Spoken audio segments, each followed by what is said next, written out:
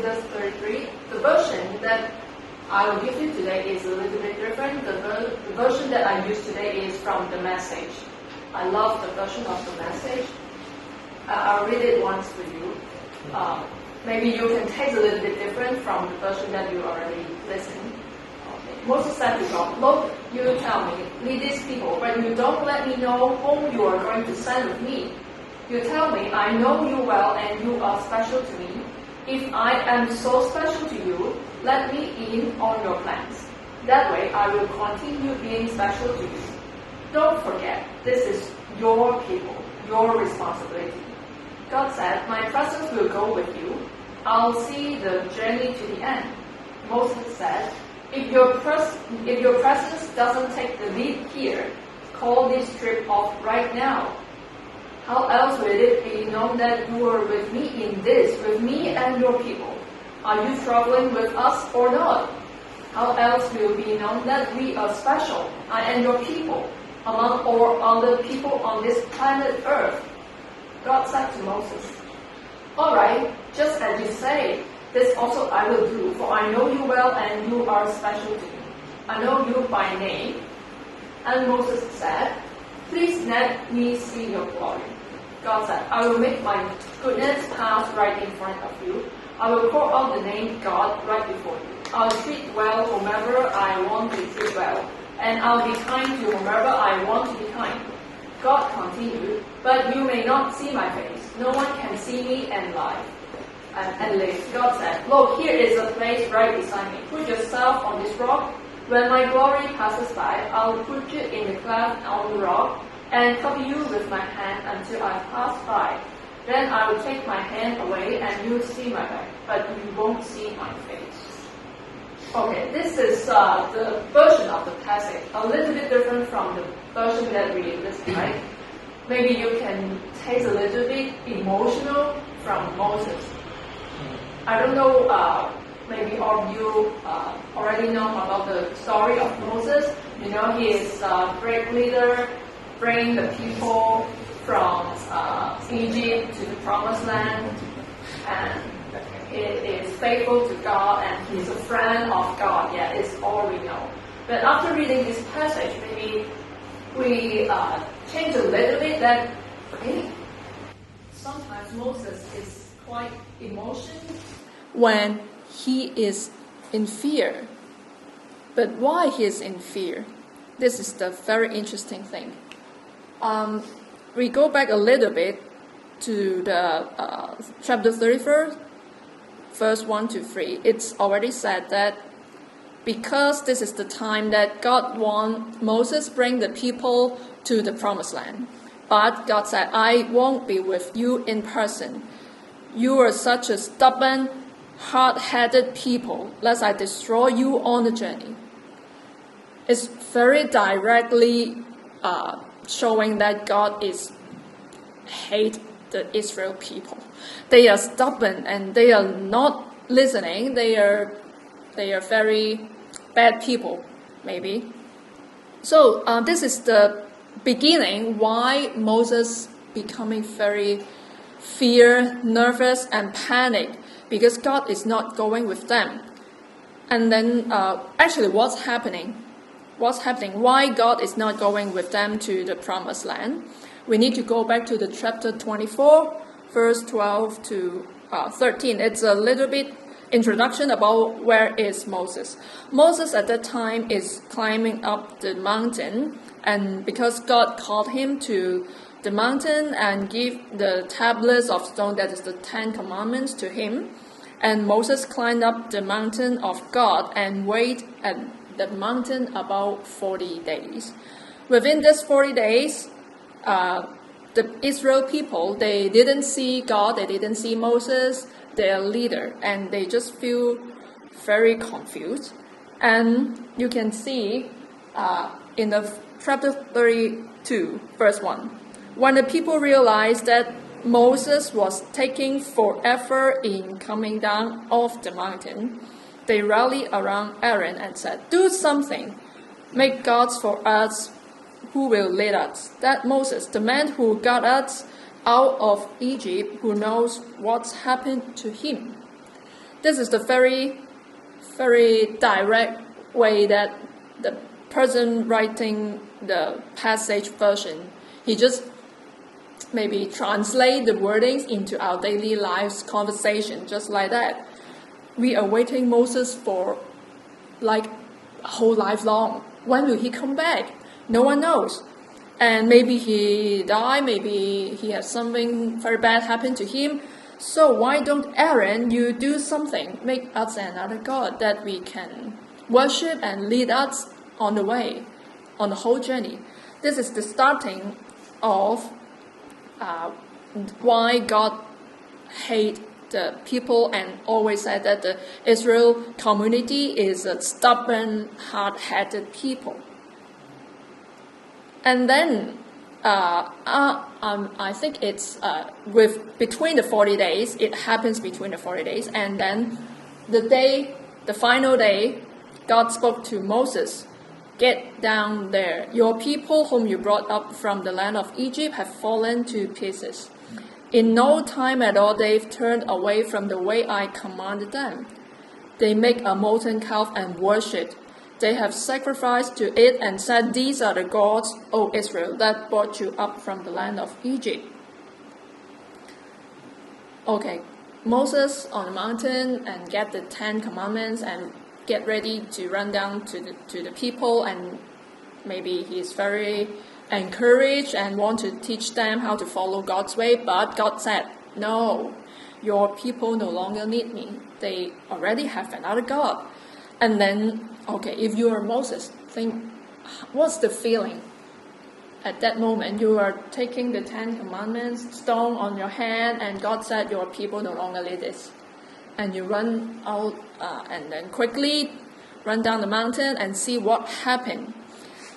And actually, this is Moses, the picture that Moses saw. They are worshipping the golden calf, and he is very angry, and he broke the stone immediately, and then he gives the order from God that 3,000 of the people were killed that day.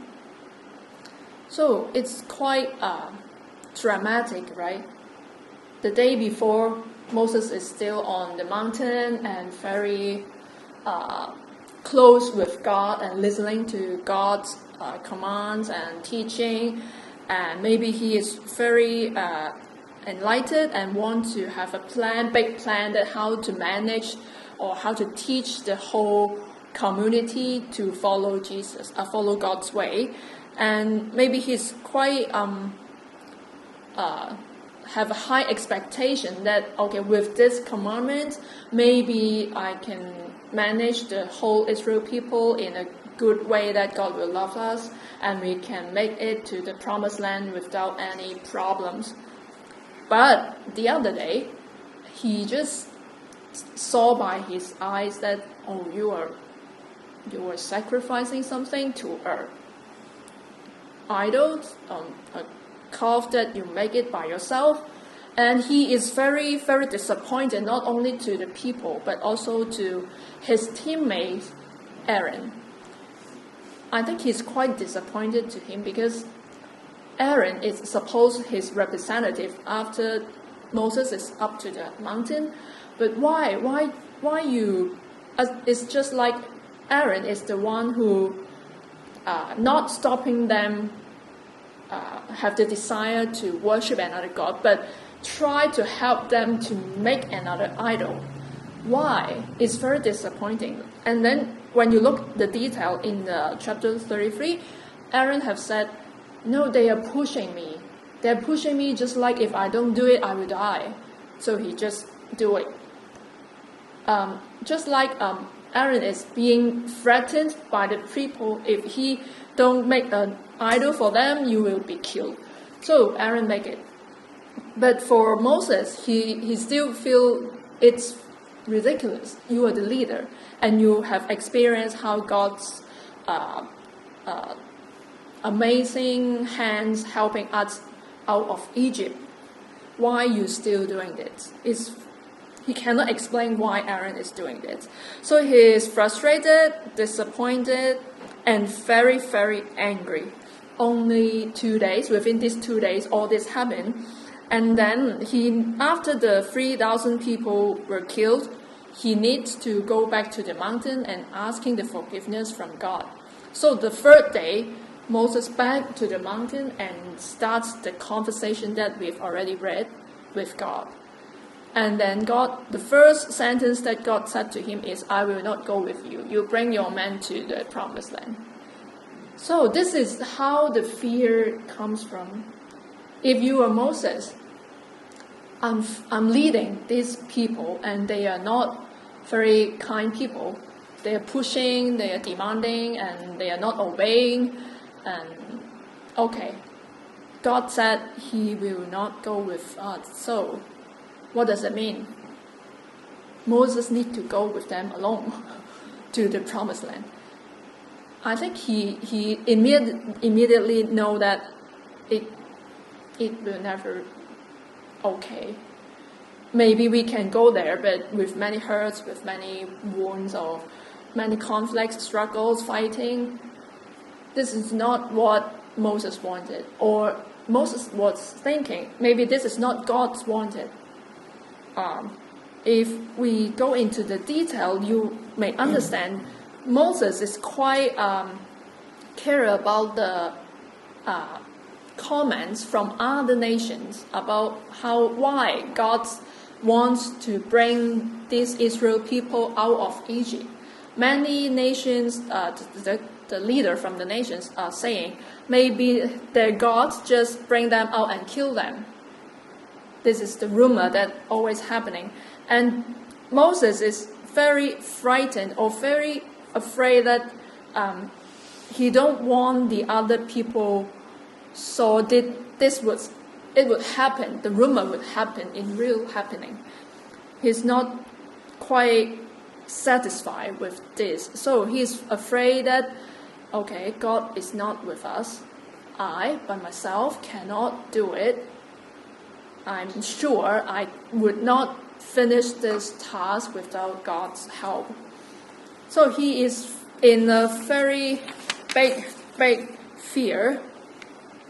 And when we read the detail, you understand it's quite interesting that the fear of Moses is quite human. Actually, he is really a human. When God said, I know you well, and you are special to me, and Moses' answer is, if I am so special to you, why I don't know your plan? Who will be going with us? You said you won't go, you just send someone to go with us, but who? I don't know. If I am so special, why I don't know? And then he said, this is your people, your responsibility. It's not my purpose, it's not my Moses that want them out from Egypt. It's God you want them out.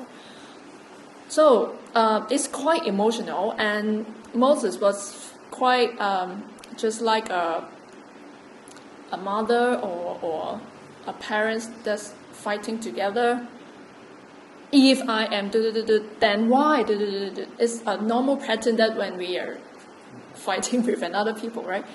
And then God said, this is the God's reply, my presence will go with you. It's immediately. God's answer is, okay, then I go with you. But Moses said, if your presence doesn't take the lead. Just like he's not listening. He didn't hear the word that God said yes. He is still confused, or he is still in emotion that if you don't come with us, why you bring us here? He is still in the emotion, is very angry, disappointed, and he cannot accept God is not going with him. This is what he is facing, that he's not listening. He didn't hear the word yes, and he's just keep on questioning why you bring us here, and if you don't lead the lead, just call this trip off. Okay, how can we so special to you from the viewpoint from others if you are not going with us? This is all the whole thing that he's saying is, you are not going with us. But God already said, I will go with you. But Moses is not listening. He's just not listening.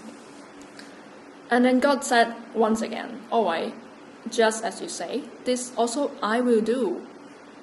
I know you well, and you are special to me. I know you by name.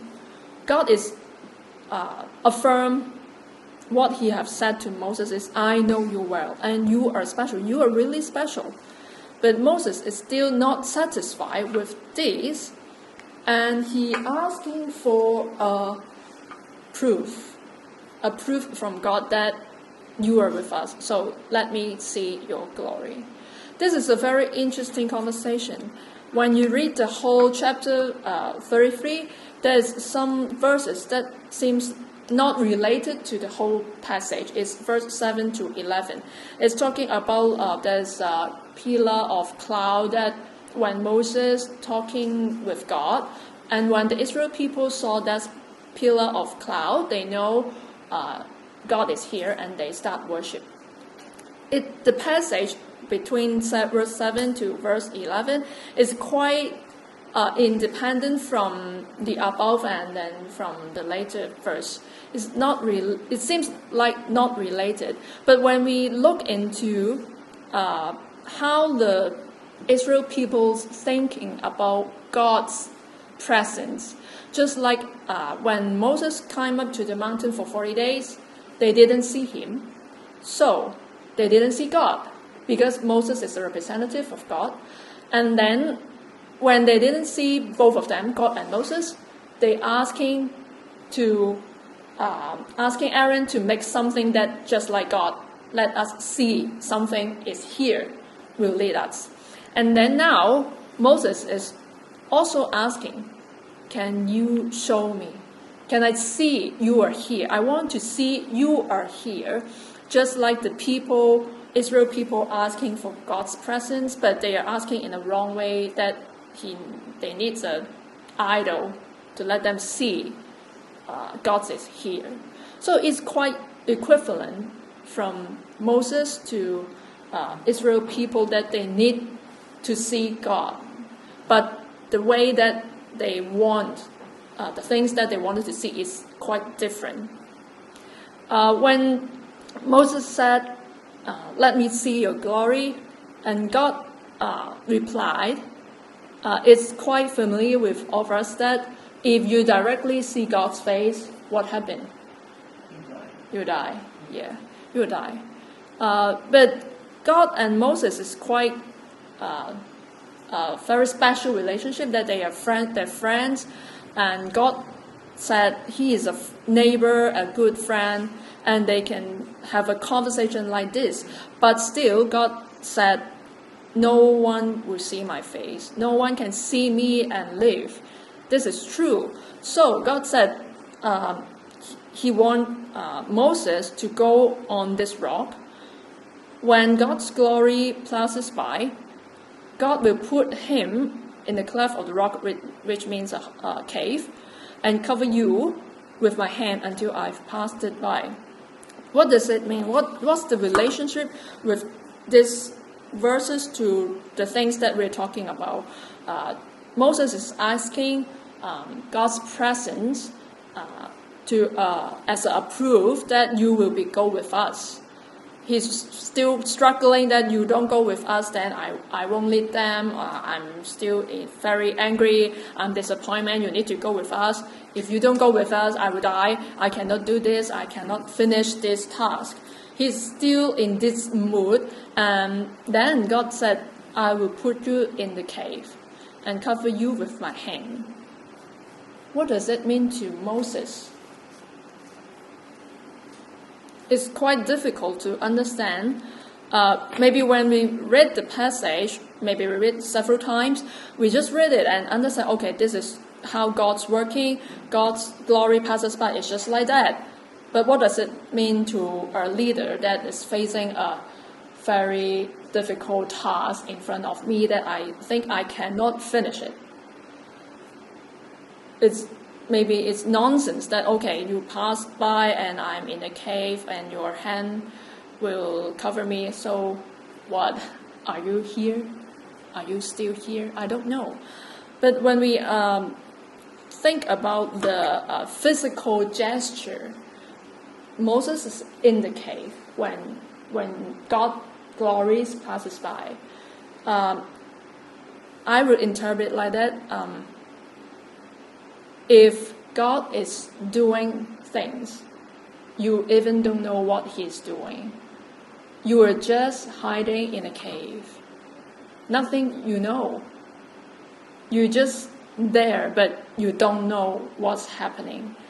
And after God's glory passes by, you came out from the cave, you know, oh, it's finished. It's finished. It's just like that. I don't know whether you have this kind of experience. You're asking God to do something for you, or you're afraid, or you want something to happen in this way. After several days or weeks or years, you don't know how, but it's just happened. It's just like Moses. He is in the cave that God's prepared for him. You need to in this cave when I passes by. And it's another interpretation that yes, you are the leader, but you are not the one to make the whole things happen. God, is the only God that make the things happen. You, as a representative of me, of God, just let me do it. You are in the cave when I'm doing something. You don't know what I'm doing, but I'm doing. And then the last sentence is very, very interesting to me, or inspiring. God said, you will see my back, but you won't see my face. What kind of posture that will fulfill this statement? You'll see my back, but you won't see my face. Thinking of when you're going to a bank and lining up, the people in front of you, you will always see his back, but cannot see his face. This is what God means. It's just behind me always. Follow me. I will always in front of you, so you won't see my face, but you will see my back. Just stay behind me. This is a very physically as an image that appear in my head, that when we read this sentence or verse maybe many times before, we just know by the words that we cannot see God's face because we will die. But when you put it into a imagery, a picture, what does it mean? I cannot see God's face, but I can see his back. Okay. This means I'm always standing at his back, behind God.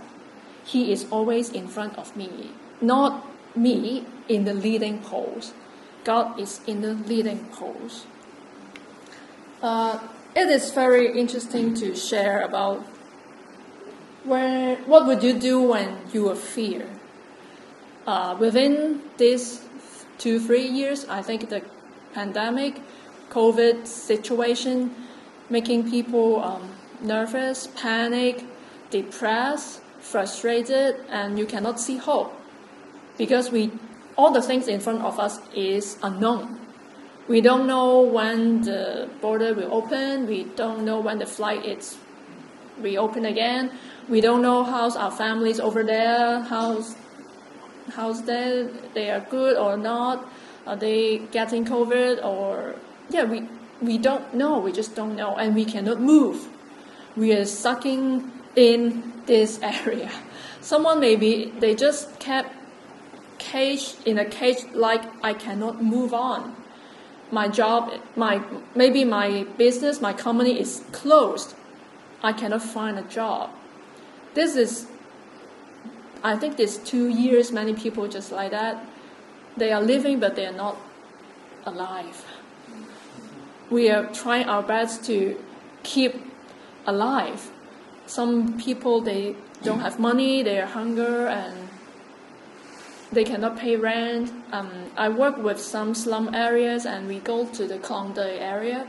There's 10,000 people over there, and the area that we are serving, it's Lock 123. There's 8,000 people and 2,000 kids and teenagers.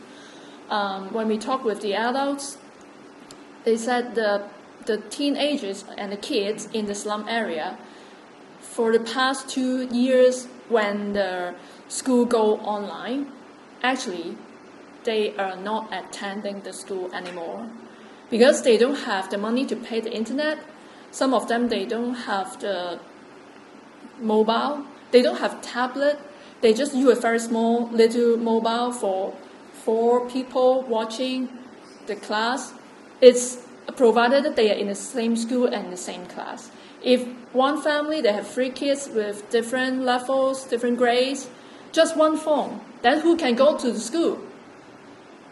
Okay, then maybe the kids just make the decision, okay, we just go to YouTube to watch some video, cartoons. It's better than just one people going to school. So after these 2 years, the people in the slum area, actually they are not studying for the whole 2 years. The Thai kids, the Thai words is poorer than me. They cannot write their names, they cannot write the address. Verbally they can speak, of course, but in the written format they cannot do it. So it's quite crazy, and the parents are in a big panic that they lost their job, they don't have enough money. How can they even cannot feed the kids? It's very panic or fearful in that area. What do you do when you're in such kind of big fear? We don't know, but we all want to have is someone do something. Just like the Israel people asking Aaron, do something, do something. The word do something, what does it mean? Because we are panic, we have fear, we cannot uphold to, actually we don't know what's happening in front of us, what's happening tomorrow or next minute. We want to hold on something, so just do something, do something. If some people going to a good purpose, then good things will happen. But if people going to a wrong way, maybe they go to steal something, or they will think of a bad way to release their fear. It's very hard to explain people what's the response when people facing the fear. But when we look in the passage that we've read today, Israel people asking Aaron to do something is making an idol. But when Moses is in fear, he wants to do something. He just asks God, let me see your glory. He wants to do something. He wants to hold something in his hand. It is truly happened. It's God's glory. I want to see you are going with me. Do something to let me know you will go. But the Israel people, just do something. Let us have something that can lead us. Maybe a torch, maybe a lamb, maybe a leader. But they didn't think of God. They just think of an idol.